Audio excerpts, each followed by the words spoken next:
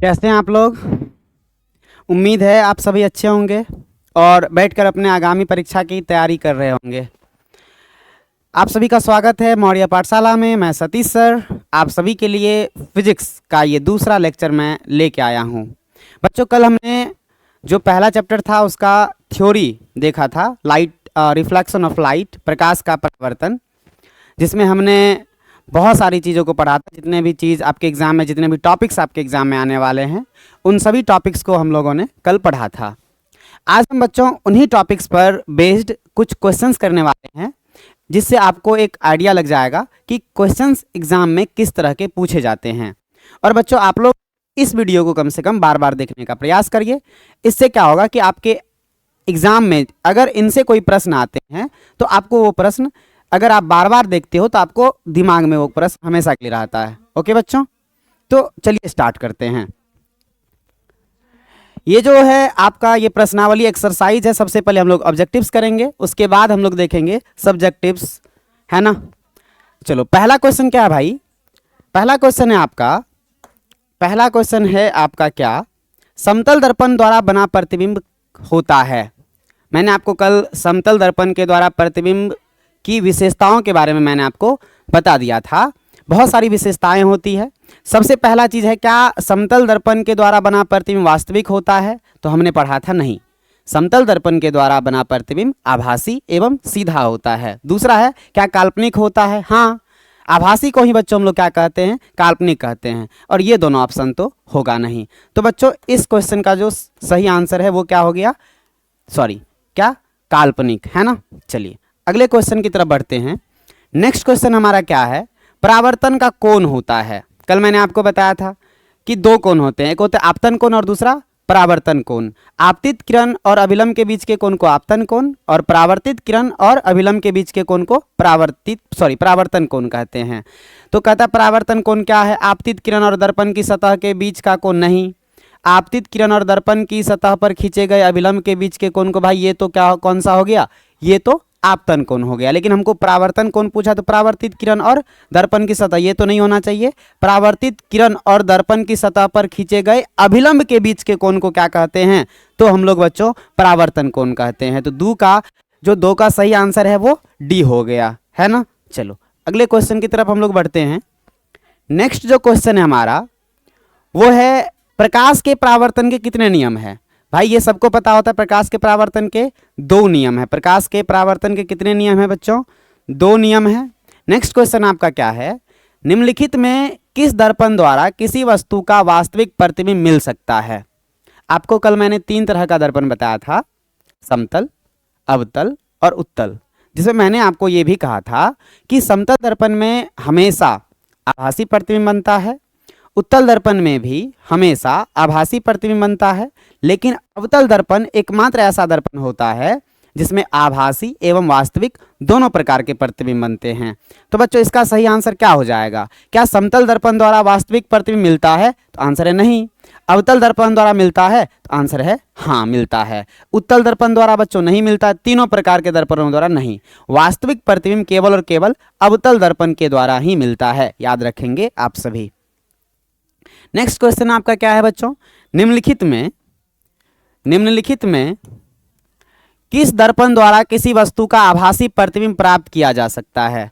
निम्नलिखित में किस दर्पण द्वारा किसी वस्तु का आभासी प्रतिबिंब प्राप्त किया जा सकता है? तो देखो, समतल दर्पण के द्वारा भी प्राप्त करते हैं हम लोग, अवतल दर्पण के द्वारा भी प्राप्त करते हैं, उत्तल दर्पण के द्वारा भी प्राप्त करते हैं।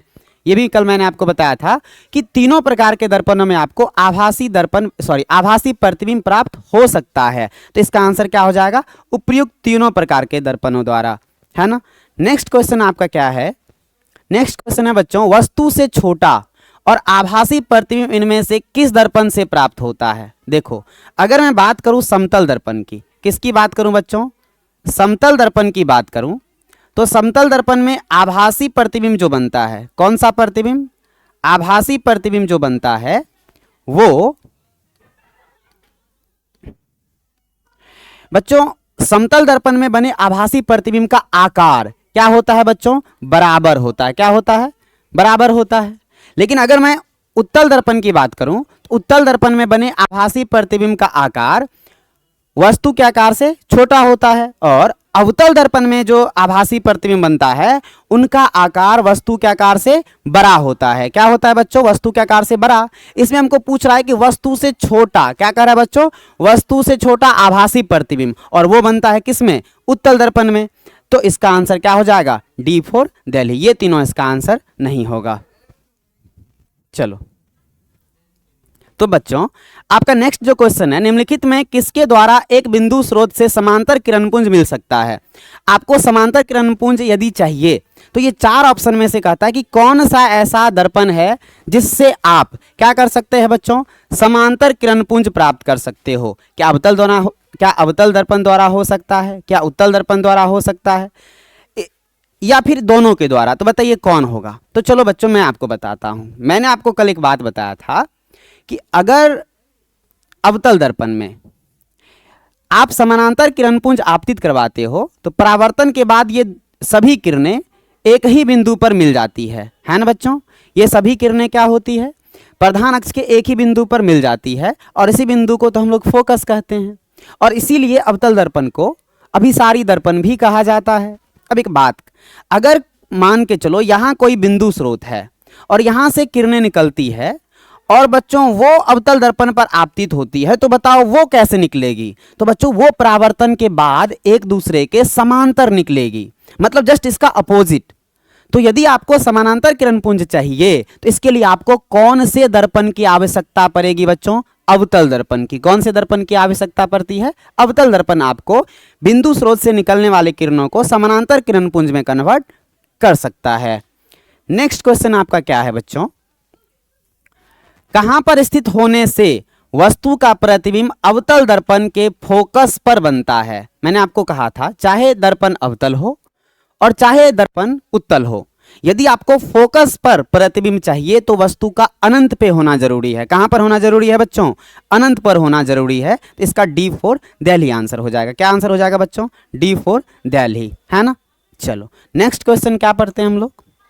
नेक्स्ट क्वेश्चन है, अवतल दर्पण की फोकस दूरी उसकी वक्रता त्रिज्या की क्या होती है? कल ही बच्चों मैंने आपको एक रिलेशन बताया है, F = R अपॉन कितना? 2। तो बताओ मुझे कि जो फोकस दूरी है अवतल दर्पण में उसकी वक्रता त्रिज्या की क्या होती है? आधी होती है। क्या होती है बच्चों? आधी होती है। क्या आपको याद रहेगा? चलो, अगर ये आपको अच्छा लग रहा है तो चैनल को सब्सक्राइब भी करें और अपने दोस्तों के पास जरूर शेयर करें। नेक्स्ट क्वेश्चन आपका क्या है? एक अवतल दर्पण में वस्तु की स्थिति फोकस और ध्रुव के बीच हो। कहां हो बच्चों? फोकस और ध्रुव के बीच हो। फोकस और ध्रुव के बीच हो तो प्राप्त प्रतिबिंब होगा। कह रहा है कि एक अवतल दर्पण है, ये मान के चलो बच्चों हमने क्या बनाया? अवतल दर्पण बनाया, और आपको कह रहा है ये मान लो फोकस है, ये मान लो क्या है? फोकस है, और ये मान लो क्या है बच्चों? वक्रता केंद्र, और ये ध्रुव है। वस्तु को कहाँ कह रहा है? कि फोकस और ध्रुव के बीच, मतलब यहां पर रखा जाता है। तो कल हम आपको बताए थे कि एकमात्र केस ये है जिसमें दर्पण के द्वारा जो बना प्रतिबिंब होता है वो काल्पनिक एवं सीधा होता है और वस्तु के आकार की तुलना में गुना बड़ा होता है। तो बच्चों इस स्थिति में जो बना प्रतिबिंब होता है वो दर्पण के पीछे बनता है। कहाँ बनता है बच्चों? दर्पण के पीछे बनता है और आभासी होता है। तो हम लोग क्या बोलेंगे? आभासी। और क्या बच्चों? बड़ा। छोटा कभी नहीं बनता है। अवतल दर्पण में अगर प्रतिबिंब आभासी बन रहा है तो उसका आकार वस्तु से छोटा नहीं बल्कि बड़ा होता है। क्या ये चीजें आपको याद रहेगा? तो बच्चों इसका सही आंसर क्या हो जाएगा? आभासी और बड़ा। नेक्स्ट क्वेश्चन आपका क्या है? किसी अवतल दर्पण द्वारा आभासी, सीधा और आवर्धित प्रतिबिंब तब बनता है जब वस्तु की स्थिति होती है। अभी अभी हमने पढ़ा कि अगर हमको आभासी प्रतिबिंब चाहिए तो एकमात्र स्थिति होता है अवतल दर्पण में जब वस्तु को कहां पर रखा जाता है? दर्पण के ध्रुव और फोकस के बीच में। कहां रखा जाता है बच्चों?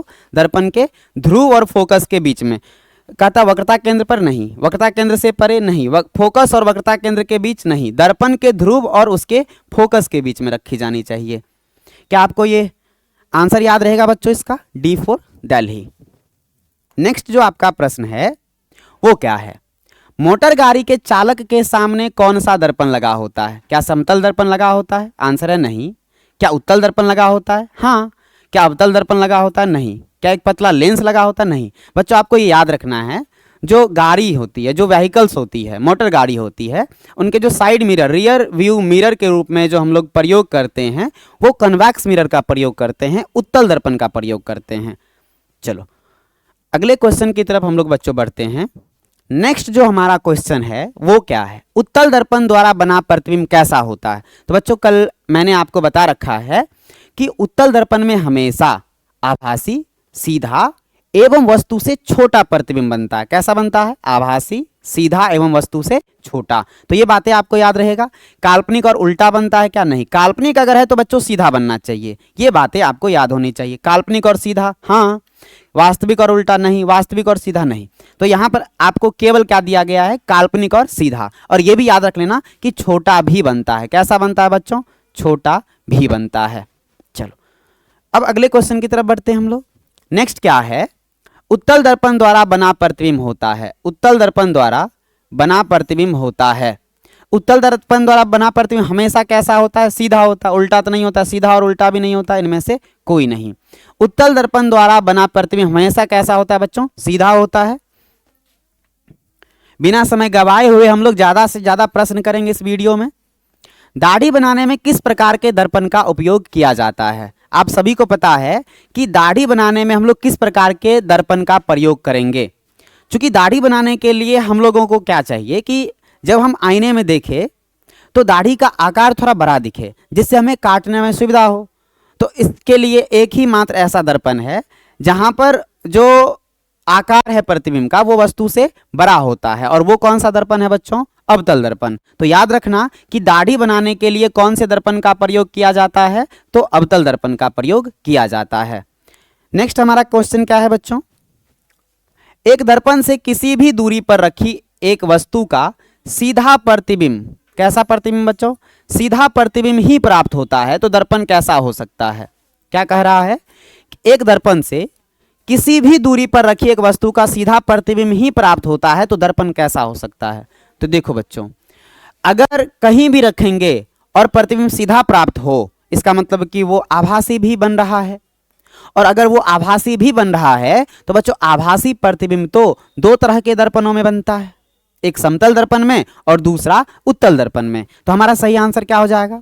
समतल में तो बनता है, उत्तल इसमें भी बनता है, समतल तथा उत्तल। तो बच्चों चूंकि दोनों में बनता है तो इन दोनों का आंसर टिक ना करके हम लोग सी फॉर चाइना आंसर टिक करेंगे। अवतल में जो है ना हमेशा सीधा नहीं बनता है, एक ही केस में सीधा बनता है। चलो बच्चों अगले क्वेश्चन की तरफ हम लोग बढ़ते हैं। नेक्स्ट क्वेश्चन हमारा क्या है? संबंध f बराबर r/2। क्या है संबंध f बराबर r/2? सत्य है। मतलब ये फोकस दूरी और वक्रता त्रिज्या में जो संबंध है कि फोकस दूरी वक्रता त्रिज्या की आधी होती है, किस किस दर्पण के लिए है? उत्तल दर्पण के लिए, परंतु अवतल दर्पण के लिए नहीं। नहीं बच्चों, उत्तल दर्पण के लिए भी होता है और अवतल दर्पण के लिए भी होता है, तो ये आंसर ठीक नहीं होगा। अवतल दर्पण के लिए परंतु उत्तल दर्पण के लिए नहीं, ये भी आंसर ठीक नहीं होगा। उत्तल तथा अवतल दोनों प्रकार के दर्पणों के लिए ये एकदम आंसर सही है हमारा, ना तो उत्तल ना ही अवतल। मैंने क्या कहा बच्चों?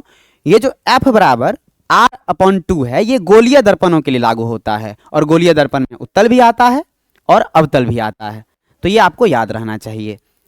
अगला जो हमारा प्रश्न है बच्चों वो क्या है? अगला हमारा प्रश्न क्या है? अच्छा यहां तो डायग्राम दिख ही नहीं रहा है, कोई बात नहीं, अगला क्वेश्चन हम लोग चुनते हैं। नेक्स्ट क्वेश्चन क्या हमारा? एक गोलीय दर्पण द्वारा बने प्रतिबिंब का आवर्धन m ऋणात्मक है, इसका अर्थ यह है कि प्रतिबिंब वस्तु से छोटा है, वस्तु से बड़ा है, सीधा है, उल्टा है। क्या कह रहा है? एक गोलीय दर्पण द्वारा बने प्रतिबिंब आवर्धन m ऋणात्मक। अच्छा बच्चों m के बारे में कल मैंने आपको बताया था कि यदि m का वैल्यू बच्चों निगेटिव हो तो इसका मतलब समझना कि जो प्रतिबिंब है वो कैसा है बच्चों? वो उल्टा है। कैसा है? उल्टा है। और उल्टा है तो इसका मतलब कैसा होगा बच्चों? वास्तविक होगा। कैसा होगा? वास्तविक होगा। अब देखो, और मैंने क्या बताया था? यदि m पॉजिटिव हो, यदि m क्या हो बच्चों?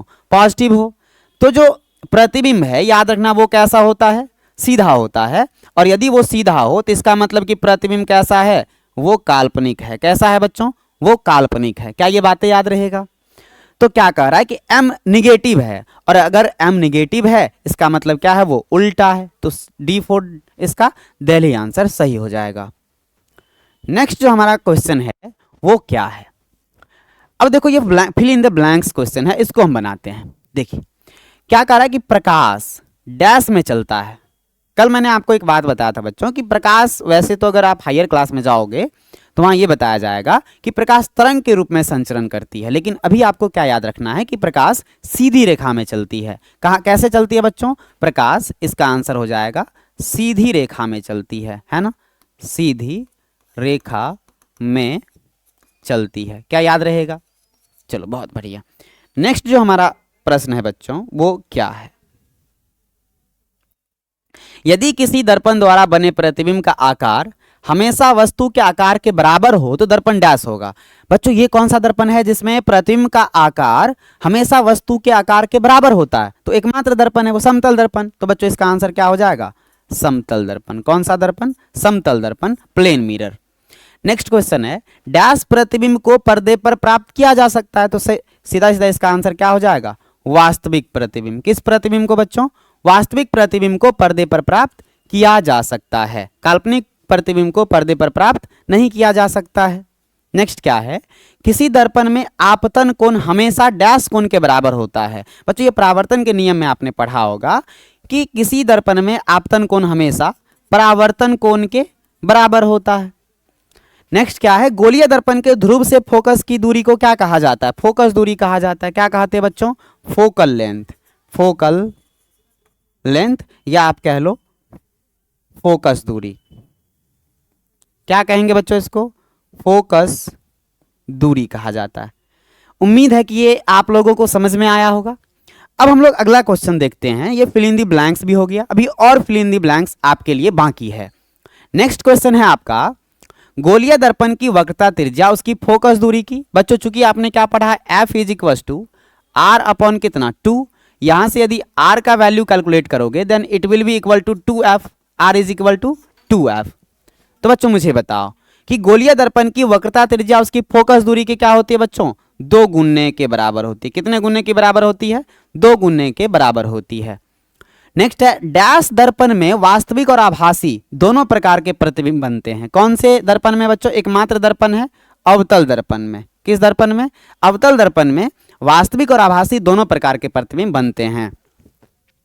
फिर क्या है, उत्तल दर्पण द्वारा वास्तविक और वस्तु के केवल डैश प्रतिबिंब ही बनते हैं। आप बताओ बच्चों, उत्तल दर्पण में कौन कौन सा प्रतिबिंब बनता है। मैंने कहा था उत्तल दर्पण में हमेशा आभासी प्रतिबिंब बनता है, सीधा बनता है, लेकिन उसका आकार, प्रतिबिंब का आकार वस्तु की तुलना में हमेशा छोटा होता है। तो कहता है क्या कि वास्तविक वस्तु के केवल छोटा प्रतिबिंब ही बनता है। कैसा प्रतिबिंब बनता है बच्चों, छोटा।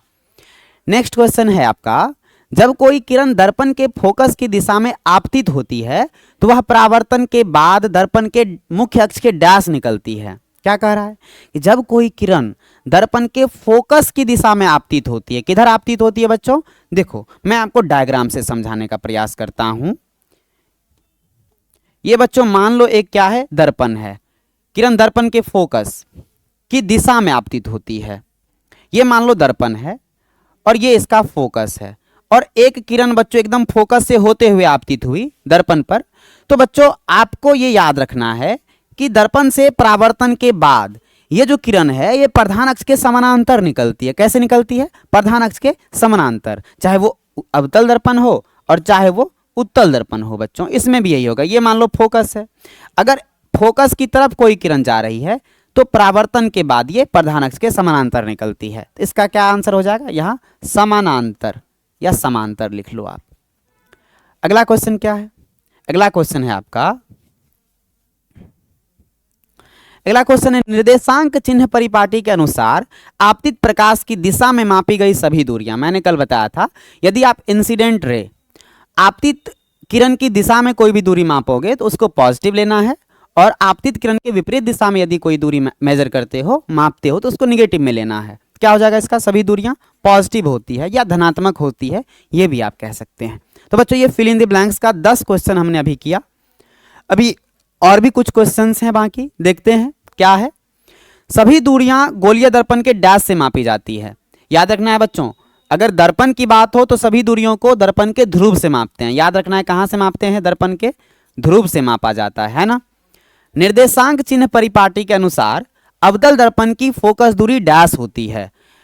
बच्चों क्या कह रहा है कि आपको यहां अवतल दर्पण की फोकस दूरी डैश, मतलब यह कि आपको यह पूछ रहा है कि अवतल दर्पण की फोकस दूरी पॉजिटिव होती है या फिर निगेटिव होती है। तो बच्चों आप हमको बताओ कि अवतल दर्पण की फोकस दूरी क्या होनी चाहिए। देखो अगर ये अवतल दर्पण है तो बच्चों इसका जो फोकस है वो तो लेफ्ट साइड होना चाहिए, और अगर इसका फोकस लेफ्ट साइड है और अगर हमको फोकस की दूरी मेजर करनी हो तो वो हम आपतित किरण के विपरीत दिशा में मेजर करते हैं, और चूंकि आपतित किरण के विपरीत दिशा में मेजर किए इसीलिए फोकस दूरी किस में होगा बच्चों, निगेटिव होगा, ऋणात्मक होगा। तो इसका सही आंसर क्या हो जाएगा, इसका सही आंसर हो जाएगा फोकस दूरी निगेटिव होती है। क्या होती है बच्चों, निगेटिव होती है। प्रतिबिंब की ऊंचाई और वस्तु की ऊंचाई के अनुपात को आवर्धन कहा जाता है। कितना आसान आंसर है। प्रतिबिंब की ऊंचाई एवं वस्तु की ऊंचाई के अनुपात को बच्चों याद रखना है, क्या कहा जाता है, आवर्धन कहा जाता है। और यहीं से आवर्धन का फॉर्मूला भी कल मैंने बताया था, एच डैश अपॉन में कितना एच, या बच्चों आप रख सकते हो माइनस भी अपॉन यू, जहां क्या है जो एच डैश है इसको आप प्रतिबिंब की ऊंचाई कह लो, और एच जो है ये वस्तु की ऊंचाई है, और बच्चों भी प्रतिबिंब की दूरी, और यू क्या है आपको वस्तु की दूरी है ना। चलो नेक्स्ट क्वेश्चन आपका क्या है। नेक्स्ट क्वेश्चन आपका बच्चों देखो, आवर्धन का धनात्मक मान डैश प्रतिबिंब इंगित करता है। ये मैंने बताया कि अगर m पॉजिटिव हो इसका मतलब प्रतिबिंब सीधा बनता है, और अगर सीधा हो तो इसका मतलब काल्पनिक है। तो आप यहां कह सकते हो आवर्धन का धनात्मक मान काल्पनिक प्रतिबिंब इंगित करता है। कैसा प्रतिबिंब बच्चों, काल्पनिक प्रतिबिंब इंगित करता है। नेक्स्ट है, सौर ऊर्जा को संचित करने के लिए डैश दर्पणों का उपयोग किया जाता है। याद रखना है सौर ऊर्जा को संचित करने के लिए डैश दर्पणों का उपयोग किया जाता है। बच्चों सौर ऊर्जा तो सूर्य से जो आने वाली प्रकाश की किरणें हैं वो एक दूसरे के समांतर होती है, और उन किरणों को हमें एक पॉइंट पर क्या करना है, पॉइंट आउट करना है, एक पॉइंट पर इकट्ठा करना है, एक बिंदु पर सबको इकट्ठा करना है। तो यदि एक बिंदु पर इकट्ठा करना है तो इसके लिए कौन सा ऐसा दर्पण है जो ऐसा कर सकता है, तो एकमात्र दर्पण है बच्चों, और वो है अवतल दर्पण। कौन सा दर्पण, अवतल दर्पण। तो यहाँ इसका आंसर क्या हो जाएगा, अवतल दर्पणों का उपयोग किया जाता है। नेक्स्ट क्या है, 32 सेंटीमीटर त्रिज्या वाले उत्तल दर्पण की फोकस दूरी डैश सेंटीमीटर होगी। बच्चों यहाँ आर का वैल्यू दिया है 32 सेंटीमीटर और आपको फोकस दूरी पूछा है। फोकस दूरी का मतलब एफ, तो ये कितना हो जाएगा आर अपॉन 2 या 32/2, आप कह लो कितना सेंटीमीटर बच्चों, 16 सेंटीमीटर। तो इसका आंसर कितना हो जाएगा, 16 सेंटीमीटर। नहीं, चलो अगला क्वेश्चन क्या है, एक बिंदु वस्तु का वास्तविक प्रतिबिंब बन सकता है केवल एक डैश दर्पण द्वारा ही। क्या कह रहा है कि अगर आपको वास्तविक प्रतिबिंब चाहिए किसी भी वस्तु का तो इसके लिए कौन से दर्पण आप उपयोग में ला सकते हो, कौन सा ऐसा दर्पण है जो किसी वस्तु का वास्तविक प्रतिबिंब बनाकर देता है। तो हमने 3 तरह का ही दर्पण पढ़ा है, समतल, उत्तल और अवतल, जिसमें अगर मैं समतल की बात करूं तो इसमें तो केवल आभासी प्रतिबिंब बनता है, उत्तल में भी यही बात है। और यदि आपको वास्तविक प्रतिबिंब चाहिए तो इसके लिए आपको अवतल दर्पण की सहायता लेनी पड़ेगी, है ना। तो इसका क्या आंसर हो जाएगा, अवतल। नेक्स्ट क्या है बच्चों आपका, नेक्स्ट अब देखो, अब हम लोग वेरी शॉर्ट आंसर क्वेश्चन करने वाले हैं। क्या है, पहला, समतल दर्पण पर पड़ने वाली एक ही प्रकाश किरण की कितनी परावर्तित किरणें हो सकती है। बच्चों परावर्तन के नियम में एक चीज है, उसमें कहा गया है कि अगर कोई भी कोई एक प्रकाश की किरण है, ये मान लो कोई एक सतह है, चिकनी सतह मान लो बच्चों, ये है, ओके। और अब देखो मैंने क्या कहा कि ये मान लो कोई एक प्रकाश की किरण है जो इस पर आपतित हो रही है। तो आपतित हुई तो ये सतह क्या करेगा, इस प्रकाश की किरण को परावर्तन करेगा, परावर्तित करेगा। तो परावर्तन के बाद इससे कितनी किरणें निकलेगी, क्या एक ही निकलेगी या बहुत सारी निकलेगी। तो बच्चों परावर्तन के नियम में हमने पढ़ा है कि आपतन कोण परावर्तन कोण के क्या होता है, बराबर होता है। और यदि हमको आपतन कोण परावर्तन कोण के बराबर करना चाहिए तो इसके लिए हम बहुत सारी किरणों को कैसे यहां से भेज सकते हैं। अगर बहुत सारी किरणों को भेजेंगे तो परावर्तन कोण भी अलग अलग बनेगा, तब तो ये कभी जो परावर्तन का नियम है उसको ये कभी फॉलो नहीं करेगा कि आपतन कोण और परावर्तन कोण बराबर होता है। तो इसके लिए क्या चाहिए कि अगर एक किरण आ रही है तो परावर्तन के बाद भी एक ही किरण निकलेगी, एक से ज्यादा किरण नहीं निकलेगी, है ना बच्चों। तो ये आपको याद रखना है। तो समतल दर्पण पर पड़ने वाली एक ही प्रकाश किरण की कितनी परावर्तित किरणें हो सकती है? तो आंसर क्या हो जाएगा बच्चों इसका? केवल एक। क्या आंसर हो जाएगा? केवल एक, है ना। क्या ये आंसर याद रहेगा आपको कि एक प्रकाश की किरण के लिए कितनी परावर्तित किरणें हो सकती है? केवल एक परावर्तित किरणें हो सकती है। नेक्स्ट क्वेश्चन आपका क्या है? समतल दर्पण पर लंबवत पड़ने वाली किरण किस प्रकार परावर्तित होती है? चलो बच्चों, ये भी बहुत बार पूछा जाता है। ये मान लो एक समतल दर्पण है। कौन सी दर्पण है बच्चों? समतल दर्पण। और एक प्रकाश की किरण है जिस पर लंबवत आपतित हो रही है। कैसे आपतित हो रही है बच्चों? लंबवत आपतित हो रही है ना। ये लंबवत आपतित हो रही है। अगर ये लंबवत आपतित हुई तो इसका मतलब कि अभिलंब और इसके बीच का कोण कितना है? 0। तो आई का मान कितना हो गया बच्चों? 0 डिग्री। और अगर आई 0 हो गया तो परावर्तन के नियम से आर भी कितना होना चाहिए? 0 डिग्री।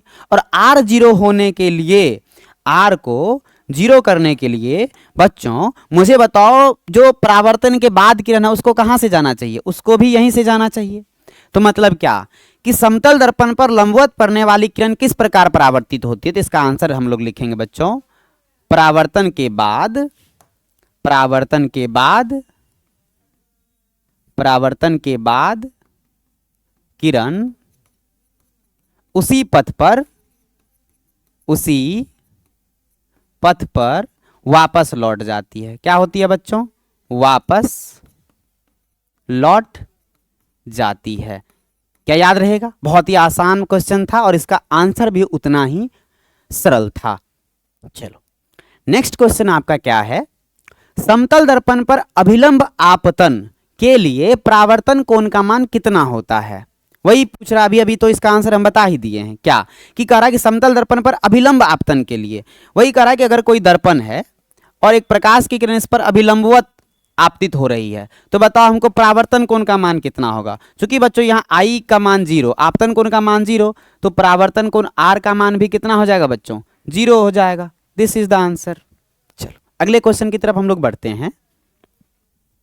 नेक्स्ट क्वेश्चन हमारा क्या है? प्रकाश के परावर्तन के कितने नियम है? भाई ये सब प्रश्न पूछ रहा है, तो बताइए कितना नियम है? 2 नियम है। चलो अगला क्वेश्चन क्या हमारा? समतल दर्पण में वस्तु दूरी और प्रतिबिंब दूरी में क्या संबंध है? मैंने आपको कल बताया था समतल दर्पण के द्वारा बने प्रतिबिंबों की विशेषता। उसमें मैंने आपको यह कहा था बच्चों कि समतल दर्पण में वस्तु दर्पण से जितनी दूरी पर स्थित होता है, प्रतिबिंब भी दर्पण से उतना ही पीछे बनता है, मतलब उतना ही दूरी पर बनता है। तो बच्चों इसमें हम लोग क्या लिखेंगे? u बराबर भी, या आप लोग ऐसे कह सकते हो कि वस्तु की दूरी इज इक्वल टू प्रतिबिंब की दूरी, है ना। अगला क्या है हमारा? अगला है गोलीय दर्पण कितने प्रकार के होते हैं, उनके नाम लिखे। तो बच्चों आपको ये लिखना है कि गोलीय दर्पण 2 प्रकार के होते हैं। कितने प्रकार के होते हैं बच्चों? गोलीय दर्पण 2 प्रकार के होते हैं। याद रहेगा उम्मीद है। एक कौन सा होता है? उत्तल दर्पण, और दूसरा अवतल दर्पण, है ना बच्चों। अगर मैं उत्तल दर्पण की बात करूं तो ये आपका हो गया बच्चों कौन सा? ये आपका हो गया उत्तल दर्पण, क्योंकि इसका परावर्तक सतह उभरा हुआ है, उठा हुआ है। और ये बच्चों आपका हो गया अवतल दर्पण। क्यों? क्योंकि इसका परावर्तक सतह अंदर की तरफ धंसा हुआ है ना। चलो अगले क्वेश्चन की तरफ हम लोग बढ़ते हैं। ये इसका आंसर हो गया। नेक्स्ट है गोलीय दर्पण का मुख्य अक्ष क्या है? तो मैंने आपको क्या बताया कि बच्चों अगर मान लो ये कोई आपका एक गोलीय दर्पण है, क्या है? ये आपका कोई एक गोलीय दर्पण है और इसका ये क्या है बच्चों? ध्रुव है। और ये इसका क्या है? वक्रता केंद्र है। तो एक काल्पनिक रेखा है जो इसके वक्रता केंद्र और ध्रुव से होकर के पास होगी, गुजरेगी।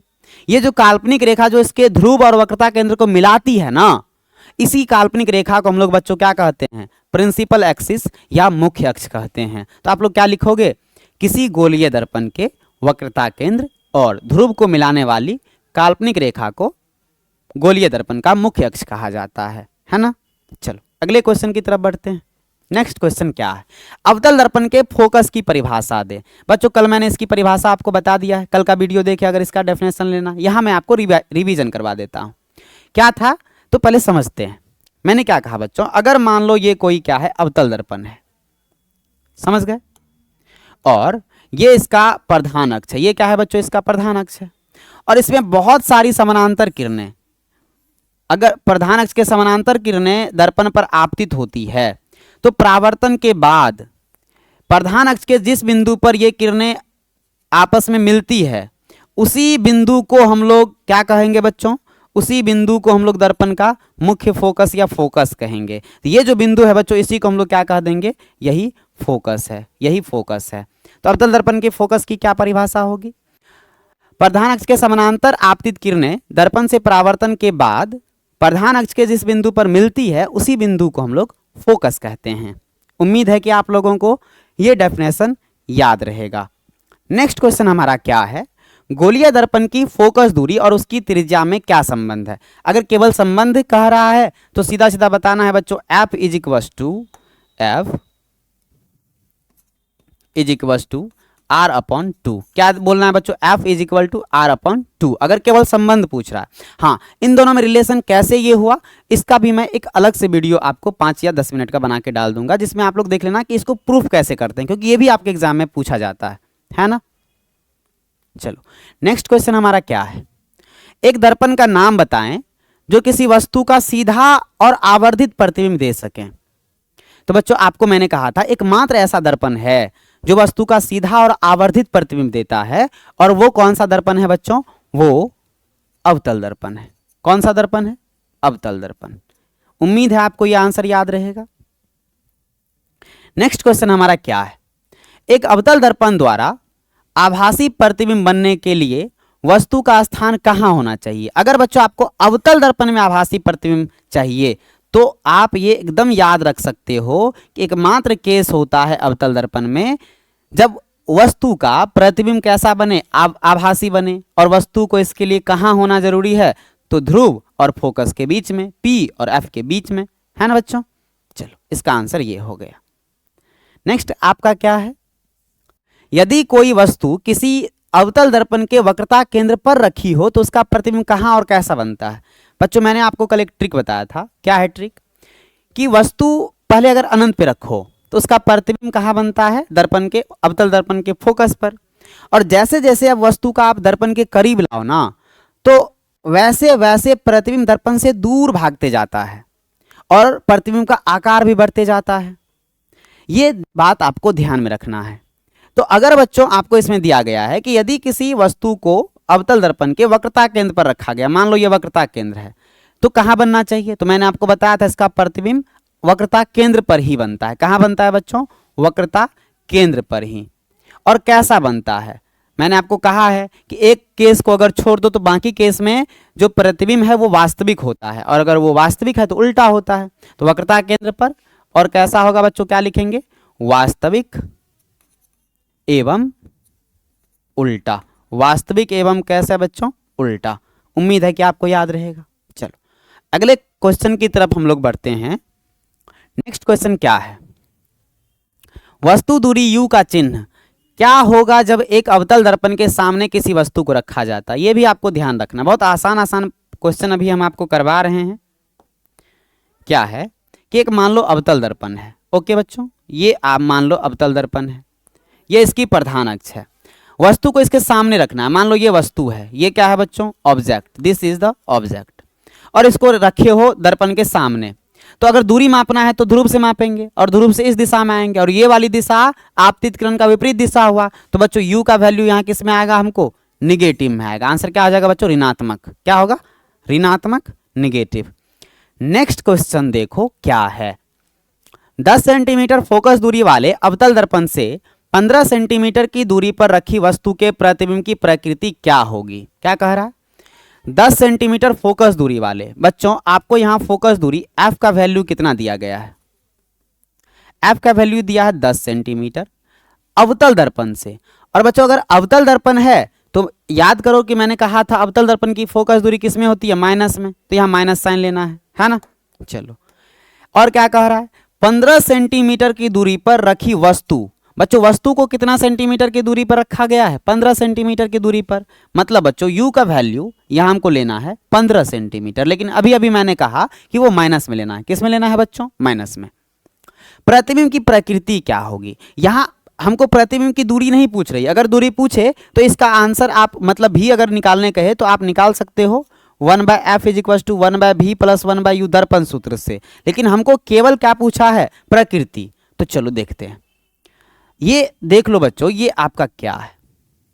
अवतल दर्पण है। ये इसका अगर फोकस हम माने, अगर इसको आप फोकस मानो तो ये, और इसको बच्चों वक्रता केंद्र, तो यहां से यहां तक की दूरी कितनी सेंटीमीटर? 10 सेंटीमीटर। और वस्तु को बच्चों, और यहां से यहां तक की दूरी कितनी हो जाएगी? 20 सेंटीमीटर। और वस्तु को बच्चों 15 सेंटीमीटर की दूरी पर रखा गया, मतलब यहां रखा गया है एफ और सी के बीच में। और याद करो मैंने आपको बताया था कि अगर कोई वस्तु को अवतल दर्पण में फोकस और वक्रता केंद्र के बीच रखी जाए तो उसका प्रतिबिंब कहां बनता है बच्चों? वक्रता केंद्र और अनंत के बीच बनता है। कहां बनता है? वक्रता केंद्र और अनंत के बीच। वास्तविक उल्टा वस्तु से बड़ा, है ना? तो यही है कि प्रकृति पूछ रहा है तो कैसा हो जाएगा? वास्तविक व उल्टा, वास्तविक व उल्टा, है ना? चलो अगले क्वेश्चन की तरफ बढ़ते हैं हम लोग। नेक्स्ट क्या है? अवतल दर्पण से किस दूरी पर एक वस्तु को रखा जाए? मतलब बच्चों यू पूछ रहा है कि कहां पर रखेंगे, जिससे कि प्रतिबिंब का आकार वस्तु के आकार के बराबर हो। अभी अभी मैंने आपको इसका आंसर बताया कि अवतल दर्पण में यदि आप चाहते हो कि प्रतिबिंब का आकार वस्तु के आकार के बराबर हो तो इसके लिए वस्तु को अवतल दर्पण के वक्रता केंद्र पर रखना होता है। कहां रखना होता है बच्चों? वक्रता केंद्र पर। कहां? वक्रता केंद्र पर। ओके, चलो अगले क्वेश्चन की तरफ हम लोग बढ़ते हैं। नेक्स्ट हमारा क्या है? किस गोलीय दर्पण में केवल काल्पनिक प्रतिबिंब बनता है? तो बताओ भाई, किस गोलीय दर्पण में केवल काल्पनिक प्रतिबिंब बनता है? अगर केवल यहां गोलीय शब्द नहीं रहता, दर्पण रहता, तो हम समतल दर्पण में भी पढ़े हैं कि केवल काल्पनिक बनता है और उत्तल में भी। लेकिन चूंकि बच्चों यहां गोलीय दर्पण के बारे में पूछा है तो इसलिए हमारा आंसर क्या हो जाएगा? उत्तल दर्पण में। कौन से दर्पण में बच्चों? उत्तल दर्पण में, है ना? चलो अगले क्वेश्चन की तरफ हम लोग बढ़ते हैं। नेक्स्ट क्वेश्चन क्या है? क्या एक उत्तल दर्पण, क्या एक उत्तल दर्पण किसी वस्तु का वास्तविक प्रतिबिंब बना सकता है?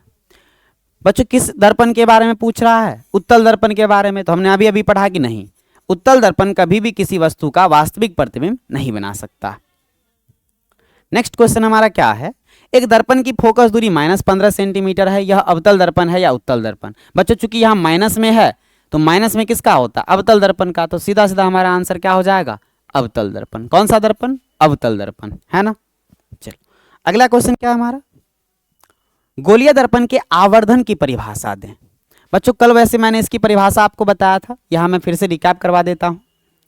प्रतिबिंब की ऊंचाई और वस्तु की ऊंचाई के अनुपात को आवर्धन कहा जाता है।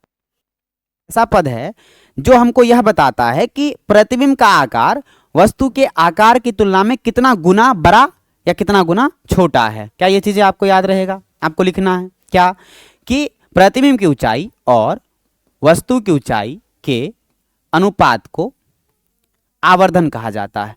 और बच्चों यहां से आवर्धन का फॉर्मूला क्या हो जाता है? m बराबर h'/h, जहां h' क्या है बच्चों? प्रतिबिंब की ऊंचाई है। h' क्या है? प्रतिबिंब की ऊंचाई। और बच्चों h क्या है? ये वस्तु की ऊंचाई है। ये क्या है? वस्तु की ऊंचाई, है ना? और बच्चों एक और फॉर्मूला मैंने कल बताया था, m is equal to -v/u, जहां v प्रतिबिंब की दूरी है और u क्या है बच्चों? वस्तु की दूरी है। तो ये आपको याद रहेगा। अब अगला क्या है आपका? आवर्धन m का ऋणात्मक मान क्या बताता है? क्या पूछ रहा है बच्चों हमको यहां?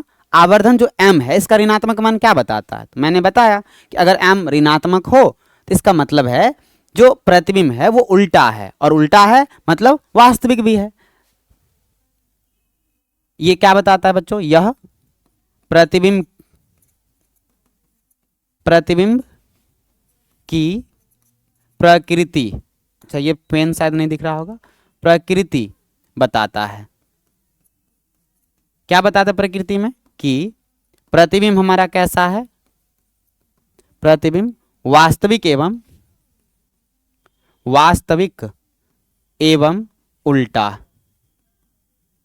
उल्टा है। उम्मीद है आपको ये समझ में आया होगा। नेक्स्ट क्वेश्चन हमारा क्या है,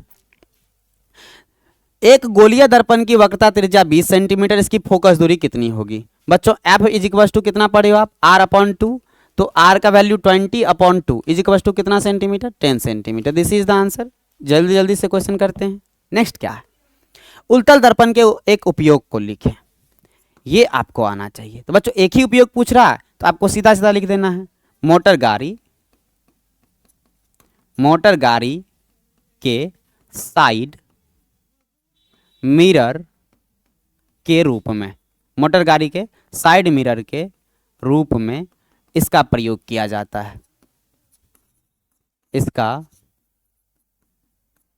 प्रयोग किया जाता है। याद रहेगा बच्चों आपको। चलिए अगले क्वेश्चन की ओर बढ़ते हैं हम लोग।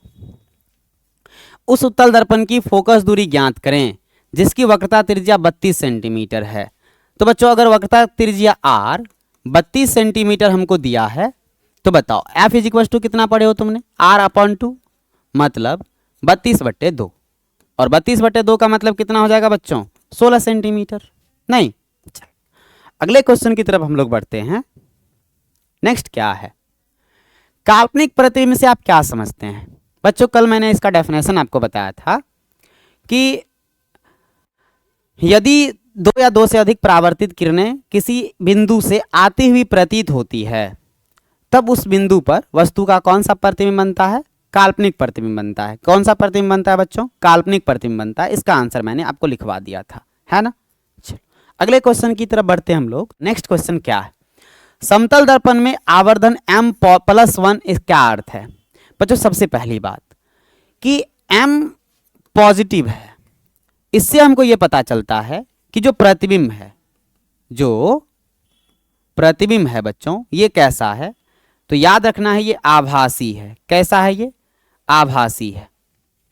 और ये बच्चों यहां 1 है, इसका अर्थ क्या है कि इसका मतलब है बच्चों h डैश और h का अनुपात 1 आया।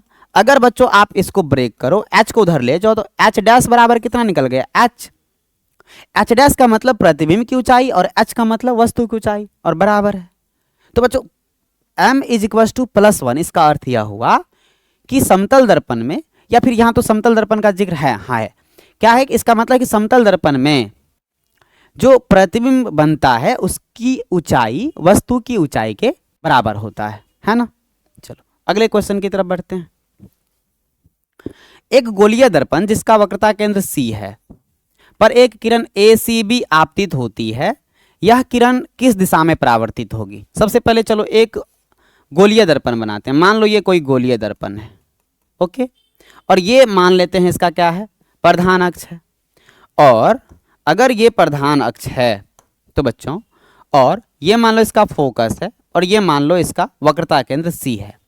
क्या कह रहा है कि एक किरण ACB, मतलब कोई किरण है जो A उसके बाद C पर जाती है, तब बच्चों B ये दर्पण पर कोई बिंदु है जो आपतित होती है। यहां से समझो कि ये किरण, इसका मतलब वक्रता केंद्र होते हुए आपतित हो रही है।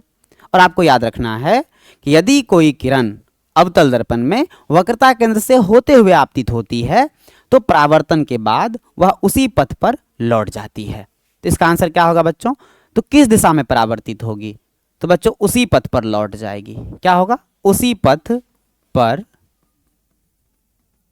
लौट जाएगी, है ना। चलो नेक्स्ट हमारा क्वेश्चन क्या है, नेक्स्ट है अवतल दर्पण के कोई दो उपयोग लिखें। अच्छा यहां अवतल दर्पण का उपयोग पूछ रहा है, तो पहला देखो, इसका पहला उपयोग देखते हैं। पहला उपयोग क्या है बच्चों, इसका जो उपयोग है आप कह सकते हो अवतल दर्पण का उपयोग डॉक्टरों के द्वारा किया जाता है। किसके द्वारा किया जाता है, डॉक्टरों के द्वारा किया जाता है। दूसरा और क्या कह सकते हो आप, अवतल दर्पण का उपयोग जो है ये सौर ऊर्जा को क्या करने के लिए बच्चों किया जाता है, इकट्ठा करने के लिए किया जाता है। सौर ऊर्जा को इकट्ठा करने के लिए सोलर भट्ठी में इसका उपयोग किया जाता है। क्या ये आपको याद रहेगा? तो देखो सौर ऊर्जा को इकट्ठा करने में, पहला हो गया। और क्या लिखना है बच्चों? दूसरा, इसका उपयोग डॉक्टरों के द्वारा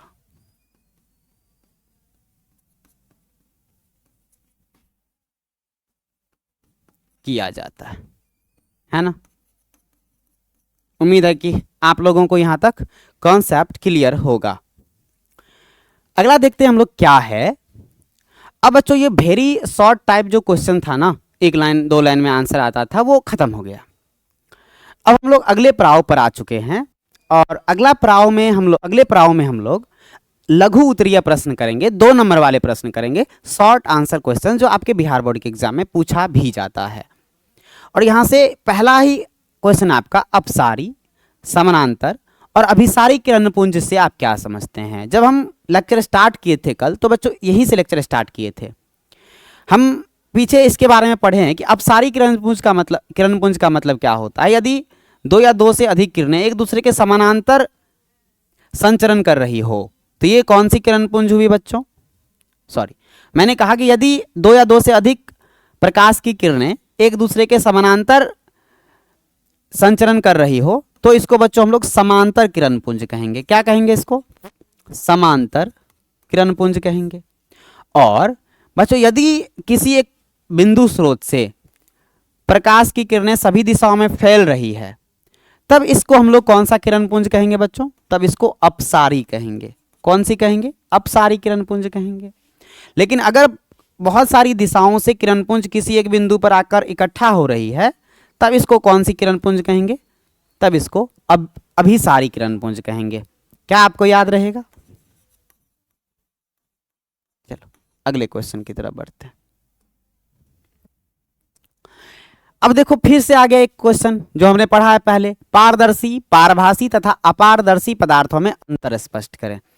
बच्चों इन तीनों के बारे में कल हमने क्या क्या पढ़ा था कि पारदर्शी वे पदार्थ हैं जिनसे होकर प्रकाश आसानी से पार जा सकता है, अपारदर्शी वे पदार्थ होते हैं जिनसे होकर के प्रकाश पार नहीं कर सकते हैं, और अर्धपारदर्शी या बच्चों जिसको हम पारभासी कहते हैं, ये उन पदार्थों को कहते हैं जिनसे होकर पदार्थ थोड़ा थोड़ा मात्रा में पार जा सकता है। जैसे इसका अगर एग्जाम्पल बोलूं तो बच्चों पारदर्शी का एग्जाम्पल तो बहुत सारा है। जैसे अगर मैं कहूं वाटर, जैसे मैं कहूं बच्चों ग्लास, है ना, ये सब। और बच्चों अगर मैं पारभासी की बात करूं तो इसका एग्जाम्पल आपका हो गया तेल लगा हुआ कागज, घिसा हुआ कांच, है ना, तेल लगा हुआ कागज, घिसा हुआ कांच, इटीसी। और अगर अपारदर्शी की बात करूं तो इसका तो ढेर सारे एग्जाम्पल्स हैं। ये हो गया दीवार, उसके बाद बच्चों क्या हो गया? लकड़ी, बहुत सारे बुक। क्या बुक के आर पार आप देख सकते हो? नहीं देख सकते हैं। तो ये सब बच्चों आपका हो गया क्या? तो अपारदर्शी, पारदर्शी और पारभासी क्या होते हैं। अगला क्वेश्चन जो है हमारा वो क्या है? प्रकाश के परावर्तन के नियमों को लिखें। तो बच्चों इसका आंसर हमको लिखना है। प्रकाश के परावर्तन के कितने नियम हैं? तो याद रखना है प्रकाश के परावर्तन के 2 नियम हैं। कितने नियम है प्रकाश के परावर्तन के? तो 2 नियम है, जिसमें पहला नियम क्या है कि आपतित किरण, परावर्तित किरण और आपतन बिंदु पर डाला गया अभिलंब तीनों एक ही तल में होते हैं या एक ही तल में स्थित होते हैं। दूसरा बच्चों क्या था कि आपतन कोण का मान हमेशा परावर्तन कोण के बराबर होता है। इसमें क्या लिखना बच्चों? Angle I is equal to angle R। क्या ये बातें आपको याद रहेगा? बहुत बढ़िया। चलो अगले क्वेश्चन की तरफ हम लोग बढ़ते हैं। नेक्स्ट क्वेश्चन हमारा क्या है? वास्तविक और आभासी प्रतिबिंबों में क्या अंतर है? नेक्स्ट क्वेश्चन हमारा क्या है बच्चों? वास्तविक और आभासी प्रतिबिंबों में क्या अंतर है। मैंने आपको इन दोनों के बारे में बताया था पीछे। तो आपको क्या करना है आंसर में? एक साइड वास्तविक लिखना है और एक साइड क्या लिखना है बच्चों? आभासी लिखना है। एक साइड क्या लिखना है? आभासी। और इसका पहले परिभाषा लिखना है 1 नंबर में, 1 नंबर में इसका परिभाषा। क्या है इसकी परिभाषाएं? तो वो देखते हैं। वास्तविक प्रतिबिंब में मैंने कहा था यदि दर्पण से परावर्तन के बाद 2 या 2 से अधिक परावर्तित किरणें किसी बिंदु पर वास्तव में मिलती है, तब उस बिंदु पर वास्तविक प्रतिबिंब बनता है। और यदि किसी एक बिंदु से आती हुई प्रतीत होती है, तब उस बिंदु पर आभासी प्रतिबिंब बनता है। फिर मैंने आपको ये बताया था इसकी विशेषताओं में। दूसरा आपको ये याद रखना है बच्चों कि वास्तविक प्रतिबिंब को पर्दे पर प्राप्त किया जा सकता है, पर्दे पर प्राप्त किया जा सकता है। लेकिन बच्चों आभासी में मैंने आपको बताया था इसे पर्दे पर प्राप्त नहीं किया जा सकता है, प्राप्त नहीं किया जा सकता है। फिर मैंने तीसरा चीज बताया था आपको कि वास्तविक प्रतिबिंब हमेशा कैसा बनता है बच्चों, उल्टा बनता है। कैसा बनता है? हमेशा उल्टा। और आभासी प्रतिबिंब बच्चों हमेशा कैसा बनता है? सीधा बनता है। कैसा बनता है? सीधा। उम्मीद है कि इतनी सारी चीजें आपको समझ में आई होगी। इतना चीज आपको लिख के आना है। वास्तविक और आभासी प्रतिबिंब में यदि अंतर पूछे, 2 नंबर में पूछा जाता है। अब क्या है, नेक्स्ट क्वेश्चन है आपका, समतल दर्पण द्वारा बने प्रतिबिंबों के किन्हीं 3 विशेषताओं का उल्लेख करें। यह भी हमने पीछे पढ़ा है बच्चों, इसको भी मैं थोड़ा रिकैप कर देता हूं। आप लोग आंसर कल की क्लास से एसएस लेकर लिख सकते हो। करेक्ट, समतल दर्पण द्वारा बने प्रतिबिंबों के किन्हीं 3 विशेषताओं का उल्लेख करें। पहली विशेषता मैंने बताया था, समतल दर्पण में बने प्रतिबिंब का आकार वस्तु के आकार के बराबर होता है। मतलब बच्चों h dash is equals to होता है h के। दूसरा, जो प्रतिबिंब होता है ना वो हमेशा काल्पनिक और सीधा होता है। कैसा होता है बच्चों? काल्पनिक और सीधा, काल्पनिक व सीधा। नेक्स्ट, जो बच्चों आपका समतल दर्पण में बने प्रतिबिंब दर्पण से उतने ही पीछे बनते हैं जितने दूरी पर वस्तु दर्पण से स्थित होता है। मतलब इसमें बच्चों वस्तु की दूरी और प्रतिबिंब की दूरी क्या होती है? बराबर होती है।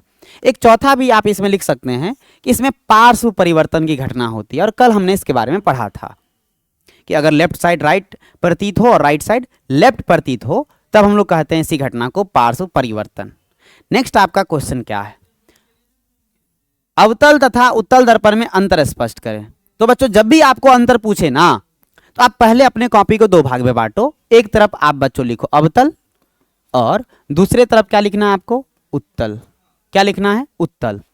अवतल और उत्तल दर्पण में अंतर स्पष्ट करने कहा रहा है तो सबसे पहली बात कि बच्चों इसमें लिखना है कि इसका परावर्तक सतह अंदर की तरफ धंसा हुआ होता है। इसमें क्या लिखना है बच्चों? इसका परावर्तक सतह उठा हुआ होता है। इसमें क्या लिखना है? इसका परावर्तक सतह उठा हुआ होता है। क्या लिख लोगे? इसमें क्या लिखना है? इसका परावर्तक सतह अंदर की तरफ धंसा हुआ होता है और इसका परावर्तक सतह बाहर की तरफ उठा हुआ होता है। डायग्राम बनाना है। 2 नंबर में क्या लिखना है बच्चों?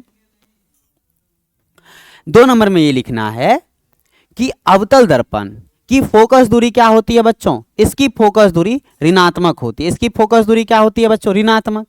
याद रखना, इस 2 नंबर में क्या लिखना है? अवतल दर्पण की फोकस दूरी ऋणात्मक होती है। इसमें लिखना बच्चों उत्तल दर्पण की फोकस दूरी पॉजिटिव होती है, धनात्मक होती है। उत्तल दर्पण की फोकस दूरी क्या होती है? धनात्मक होती है। 3 नंबर में आपको क्या लिखना है? 3 नंबर में लिखना है बच्चों आपको ये अवतल दर्पण में वास्तविक व आभासी दोनों प्रतिबिंब बनता है। कैसा प्रतिबिंब बनता है बच्चों? वास्तविक व आभासी दोनों प्रतिबिंब बनता है। लेकिन इसमें क्या लिखना है? उत्तल दर्पण में केवल कौन सा प्रतिबिंब बनता है? इसमें केवल आभासी प्रतिबिंब बनता है। कैसा प्रतिबिंब बनता है? केवल आभासी। क्या इतनी चीजें आपको याद रहेगा? बहुत बढ़िया। अगले क्वेश्चन की तरफ हम लोग बढ़ते हैं।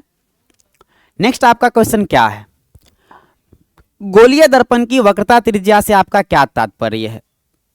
मैंने आपको कल बताया था अगर मैं गोलीय दर्पण की बात करूं तो गोलीय दर्पण किसी न किसी एक गोला का भाग होता है और वो जिस गोला का भाग होता है उसी की त्रिज्या को गोलीय दर्पण की वक्रता त्रिज्या कहा जाता है ना बच्चों। चलो अगले क्वेश्चन की तरफ हम लोग बढ़ते हैं। कह रहा किस दर्पण में केवल काल्पनिक प्रतिबिंब बनता है, अवतल या उत्तल या समतल? तो बच्चों उत्तल और समतल इन दोनों में केवल काल्पनिक प्रतिबिंब बनता है, लेकिन अवतल में दोनों बनता है। चलो अगला क्वेश्चन अगर मैं बात करूं तो देखो, उत्तल दर्पण का उपयोग वाहनों के साइड मिरर या पीछे देखने के आईने के रूप में क्यों किया जाता है? ये बहुत ही वीवीआई क्वेश्चन है बच्चों, ये अक्सर आपके एग्जाम में बिहार बोर्ड में पूछा जाता है। और इसका आंसर क्या लिखना है हमको? तो देखो सबसे पहले समझो, अगर मैं बच्चों अवतल दर्पण की बात करूं तो अवतल दर्पण ये हो गया, और अगर मैं उत्तल दर्पण की बात करूं तो उत्तल दर्पण ये हो गया। अब देखो अवतल दर्पण में बच्चों कितने क्षेत्र के वस्तुओं का प्रतिबिंब बन सकता है? केवल इतना। लेकिन अवतल दर्पण में देखो तो इतने क्षेत्र में जो भी वस्तु स्थित होंगे उनका प्रतिबिंब बना सकता है। तो बच्चों ये जो दृष्टि क्षेत्र है, ये जो जितने क्षेत्र में स्थित वस्तुओं का प्रतिबिंब कोई दर्पण बनाता है उसको दृष्टि क्षेत्र कहा जाता है। क्या कहा जाता है बच्चों? दृष्टि क्षेत्र। तो पहली बात आप लोग देखो कि जो ये कौन सा दर्पण है? ये अवतल दर्पण है। और ये बच्चों कौन सा दर्पण है? ये उत्तल है। तो जो उत्तल दर्पण का दृष्टि क्षेत्र है ये अवतल दर्पण की तुलना में काफी बड़ा है।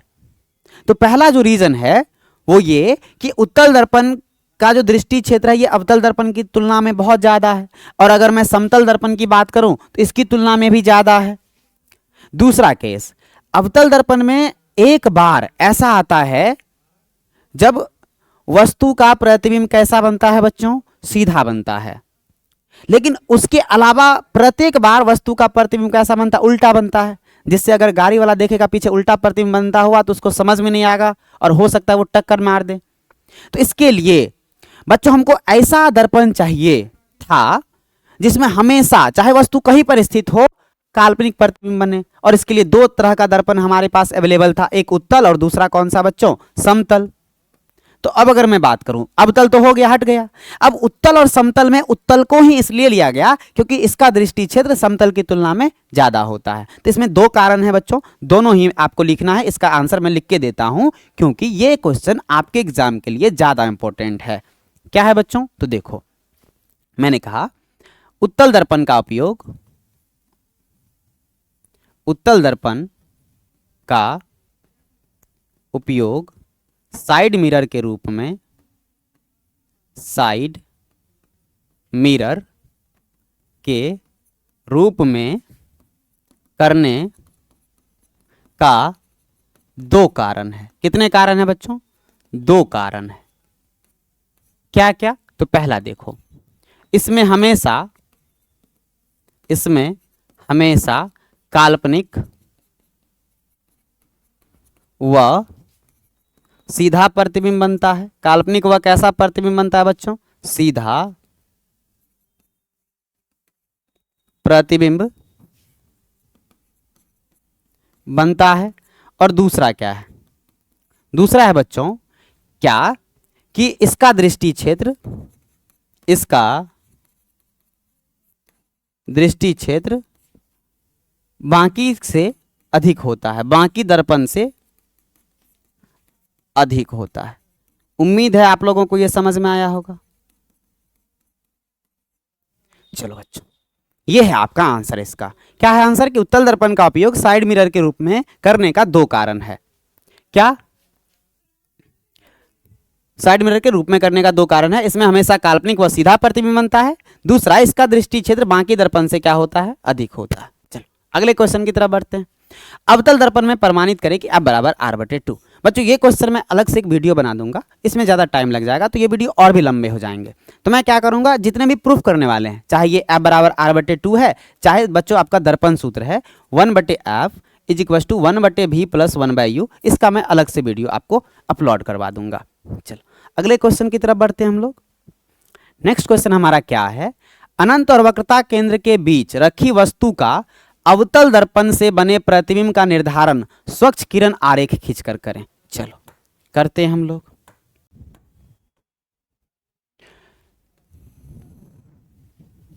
बच्चों क्या करें? अनंत और वक्रता केंद्र के बीच रखी वस्तु का अवतल दर्पण से बने प्रतिबिंब का निर्धारण स्वच्छ किरण आरेख खींचकर करें। बच्चों हमको डायग्राम बनाना है। सबसे पहले हम एक दर्पण ले लिए। ये कौन सा दर्पण है? ये अवतल दर्पण है। ये कौन सा दर्पण है बच्चों? अवतल दर्पण है।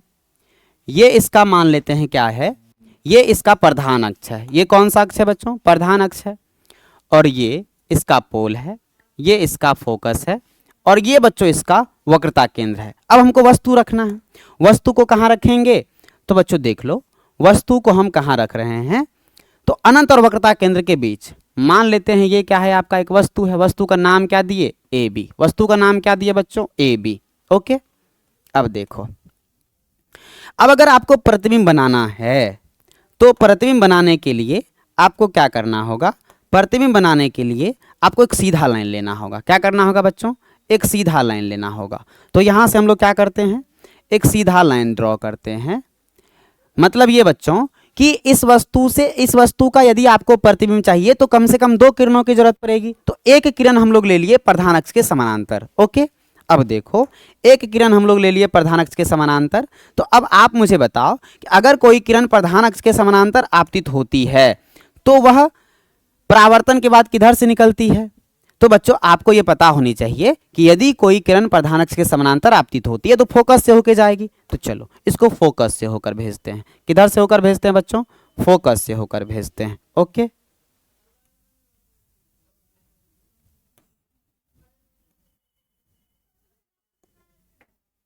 चलो इसको कहां से होकर भेजते हैं बच्चों? फोकस से होकर। इसको फोकस से होकर के भेजते हैं। ये हो गया। ये क्या हो गया बच्चों? ये किरण आपका यहां से, ये किरण आपका फोकस से होकर निकल गया। अब आपको प्रतिबिंब बनाना है तो इसके लिए एक और किरण की जरूरत है। दूसरा किरण आप कहां से लोगे? तो दूसरा किरण आप ले लो फोकस से होकर। कहां से ले लो बच्चों? फोकस से होकर। या दूसरा किरण आप ले लो वक्रता केंद्र से होकर भी ले सकते हो। अगर आप वक्रता केंद्र से होकर लोगे तो उधर उसी रास्ते से लौट जाएगी। चलो हम फोकस से होकर के लेते हैं। कहां से होकर के लेते हैं बच्चों? फोकस से होकर के लेते हैं। ओके,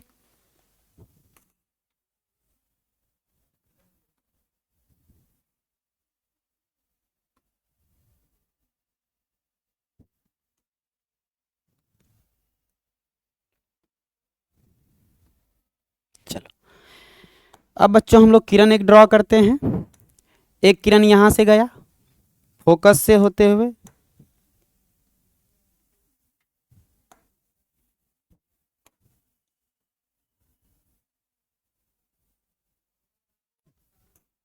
चलो ये किरण गया। अब मुझे बताओ कि चूंकि ये किरण फोकस से होते हुए गया है तो ये कहां से निकलेगी? ये प्रधान अक्ष के समानांतर निकलेगी। और ये चूंकि दोनों परावर्तित किरणें इस बिंदु पर मिल रही है तो यही बिंदु पर क्या होगा बच्चों?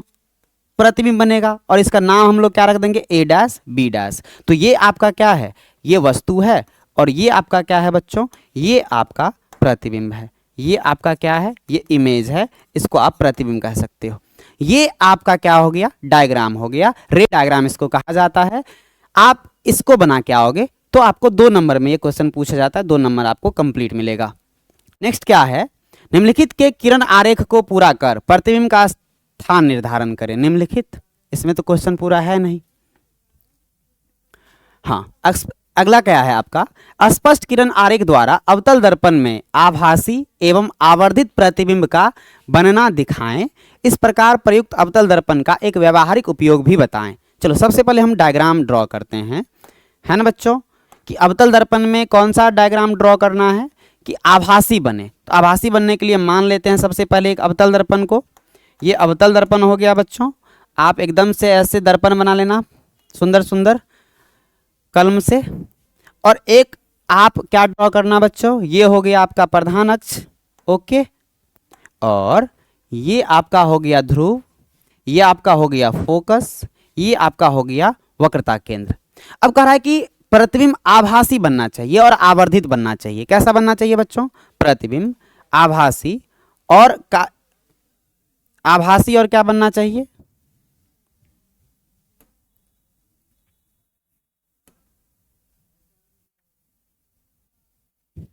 अरे यार 1 मिनट, देखो फिर से हम लोग क्या करते हैं? एक दर्पण बनाते हैं। ये आपका दर्पण हो गया अवतल दर्पण। उसके बाद एक आप प्रधान अक्ष ड्रॉ करो। ये आपका प्रधान अक्ष हो गया। ये इसका क्या हो गया? पोल हो गया। ये इसका फोकस हो गया और ये इसका वक्रता केंद्र हो गया। बच्चों यदि आप चाहते हो कि अवतल दर्पण में आभासी प्रतिबिंब बने तो आपको शर्त याद है कि वस्तु का कहाँ होना जरूरी है? वस्तु का ध्रुव और फोकस के बीच होना जरूरी है। अब ये वस्तु मान लेते हैं, इसका नाम देते हैं ए बी। अब यदि इसका प्रतिबिंब बनाना है तो प्रतिबिंब बनाने के लिए कम से कम 2 किरणों की जरूरत है। पहला किरण लिए बच्चों प्रधान अक्ष के समांतर, तो ये कहाँ से होके परावर्तित होगी? तो बच्चों परावर्तन के बाद ये फोकस से होकर के निकलेगी। अब देखो दूसरा किरण हम लोग क्या लेंगे? दूसरा किरण बच्चों हम लोग वक्रता केंद्र से होकर के लेंगे। आप सभी को पता है यदि आप कोई किरण वक्रता केंद्र से होते हुए लेते हो तो परावर्तन के बाद ये उसी पथ पर लौट जाती है। अब बच्चों देखो, यदि दोनों किरणों को आगे की तरफ बढ़ाओ, अगर दोनों किरणों को आगे की तरफ बढ़ाओ तो आपको ये किरणें जिस बिंदु पर मिलती हुई प्रतीत होती है, जिस बिंदु से आती हुई या मिलती हुई प्रतीत होती है, उसी बिंदु पर बच्चों इसका मतलब क्या बन रहा है, उसी बिंदु पर इसका मतलब वस्तु का प्रतिबिंब बन रहा है। इसका मतलब यही क्या है बच्चों, वस्तु का प्रतिबिंब। इसको हम लोग नाम देंगे बच्चों ए डैश और बी डैश। और ये चूंकि दर्पण के पीछे बन रहा है तो ये आभासी और सीधा है। तो ये हो गया बच्चों आपका पहला आंसर। दूसरा क्या करा, इस प्रकार प्रयुक्त अवतल दर्पण का एक व्यावहारिक उपयोग भी बताया। उपयोग हम बच्चों पीछे पढ़ चुके हैं, है ना। चलो अगले क्वेश्चन की तरफ बढ़ते हैं। बहुत कम क्वेश्चन आपके पास अब बचा हुआ है। नेक्स्ट क्या है, यदि 25 सेंटीमीटर फोकस दूरी के अवतल दर्पण की सहायता से सीधा प्रतिबिंब बनाना हो तो दर्पण से वस्तु की दूरी का परास क्या होना चाहिए, प्रतिबिंब की प्रकृति क्या होगी। कह रहा है कि 25 सेंटीमीटर फोकस दूरी के अवतल दर्पण की सहायता से, बच्चों फोकस दूरी कितना है 25 सेंटीमीटर, और आपको प्रतिबिंब क्या चाहिए, प्रतिबिंब सीधा चाहिए। और प्रतिबिंब सीधा चाहिए तो इसका आंसर हो गया प्रकृति क्या होगी। तो जाहिर सी बात अगर सीधा चाहिए तो काल्पनिक होगी। क्या होगी बच्चों, काल्पनिक होगी। लेकिन और क्या कह रहा है कि दर्पण से वस्तु की दूरी का परास क्या होना चाहिए, रेंज पूछ रहा है। तो जाहिर सी बात है अगर आपको सीधा चाहिए और काल्पनिक चाहिए तो आपको फोकस से पहले रखना पड़ेगा। मतलब 0 से लेकर कितना सेंटीमीटर के बीच बच्चों, 25 सेंटीमीटर के बीच, ये इसका रेंज हो गया। किसका रेंज हो गया बच्चों, यू का। क्योंकि यदि आपको काल्पनिक और सीधा प्रतिबिंब चाहिए तो आपको ध्रुव और फोकस के बीच रखना पड़ेगा। तो ध्रुव और फोकस के बीच की दूरी कहां से कहां तक के बीच हुआ, 0 से 25 सेंटीमीटर, है ना। अगला क्वेश्चन आपका क्या है, किरण आरेख की सहायता से स्पष्ट करें कि उत्तल दर्पण में किसी वस्तु के प्रतिबिंब की स्थिति तथा प्रकृति क्या होगी। बच्चों आपको इसके लिए क्या करना है, एक अवतल दर्पण बनाना है। कौन सा दर्पण बनाना है बच्चों, अवतल दर्पण, है ना। अब अगर मान के चलो कि आप इसमें सबसे पहले एक प्रधान अक्ष बनाते हो। क्या बनाते हो, एक प्रधान अक्ष। ये इसका ध्रुव हो गया, ये इसका फोकस हो गया, ये इसका वक्रता केंद्र हो गया। ये मान लो बच्चों कोई वस्तु है, इसका अगर प्रतिबिंब बनाना हो तो कम से कम आपको 2 किरण चाहिए। पहला किरण लिए प्रधान अक्ष के समानांतर। तो बच्चों अगर ये समानांतर किरण लिए हैं तो परावर्तन के बाद ये फोकस से निकलती हुई प्रतीत होगी। और दूसरा किरण ले लो बच्चों आप ध्रुव पर। अगर दूसरा किरण ध्रुव पर लेते हो तो ये आपको इसी कोण के बराबर, अगर इसको बच्चों आई मानते हैं, इतना ही कोण बनाते हुए क्या होगी, ये निकलेगी। और अगर बच्चों इसको पीछे की तरफ बढ़ाओ तो इस बिंदु पर ये मिलती हुई प्रतीत हो रही है। इसका मतलब बच्चों इस वस्तु का प्रतिबिंब यही बनेगा। और ये प्रतिबिंब क्या होगा बच्चों, इसका आभासी प्रतिबिंब होगा या काल्पनिक प्रतिबिंब होगा। तो आपको क्या कह रहा है, किरण आरेख की सहायता से स्पष्ट करें कि उत्तल दर्पण में किसी वस्तु के प्रतिबिंब की स्थिति तथा प्रकृति क्या होगी। तो बच्चों स्थिति इसका क्या हो गया, अगर मैं प्रतिबिंब की स्थिति की बात करूं तो ये P एंड F के बीच, P एंड F के क्या बच्चों, बीच। और क्या कह रहा है प्रकृति, तो प्रकृति क्या हो जाएगा बच्चों, काल्पनिक और सीधा, काल्पनिक व सीधा। क्या हो जाएगा बच्चों, काल्पनिक व सीधा। क्या ये चीजें आपको याद रहेगी, बहुत बढ़िया। चलो अब बच्चों अगले क्वेश्चन की तरफ हम लोग बढ़ते हैं। नेक्स्ट क्या है, कल्पना कीजिए कि आप एक चमकीले कागज से ढके बेलनाकार खंभे के सामने खड़े हैं। इस प्रकार से बने बेलनाकार दर्पण में आप अपना किस प्रकार का प्रतिबिंब देखेंगे। तो बताइए आप अपना किस प्रकार का प्रतिबिंब देखेंगे। क्योंकि बच्चों जो आपका बेलनाकार है उसका जो परावर्तक सतह होता है वो एक टाइप से ऊपर की तरफ उठा हुआ होता है। और अगर वो ऊपर की तरफ उठा हुआ है तो बच्चों इसका मतलब वो उत्तल दर्पण की तरह व्यवहार करेगा। और अगर वो उत्तल दर्पण की तरह व्यवहार करेगा तो इसका मतलब है कि इसमें हमेशा आपको आभासी, सीधा एवं वस्तु से छोटा प्रतिबिंब दिखलाई पड़ेगा। इसका आंसर यही हो जाएगा। नेक्स्ट आपका क्या है बच्चों, ये आज का अंतिम प्रश्न है। अगर और भी कुछ प्रश्न बाकी है तो उसको हम नेक्स्ट वीडियो में कंटिन्यू करेंगे। क्या है कि निम्नलिखित परिस्थितियों में जिस प्रकार के दर्पण का उपयोग किया जाता है उनका नाम बताएं। क्या कहता है बच्चों, कार के हेडलाइट में तो याद रखना अवतल। और कहता है वाहनों के साइड मिरर या पीछे देखने का आईना, वाहनों के साइड मिरर या पीछे देखने का आईना, तो क्या याद रखना है बच्चों, उत्तल। चलो उम्मीद है ये आज का वीडियो आपको पसंद आया होगा। तो बच्चों आप लोगों को ये फिजिक्स का दूसरा लेक्चर था। कल के लेक्चर में हम लोग बच्चों और भी कुछ क्वेश्चंस यदि बाकी होगा तो उसका डिस्कस करेंगे। और उसके बाद हम लोग बच्चों प्रकाश के अपवर्तन वाला टॉपिक स्टार्ट करेंगे। बच्चों इस चैनल पर लगातार आपके अलग अलग सब्जेक्ट्स के वीडियो अपलोड हो रहे हैं। तो आप लोगों से रिक्वेस्ट है कि सभी वीडियो को ध्यानपूर्वक देखें और आगे आने वाले एग्जाम की तैयारी अच्छे से करें।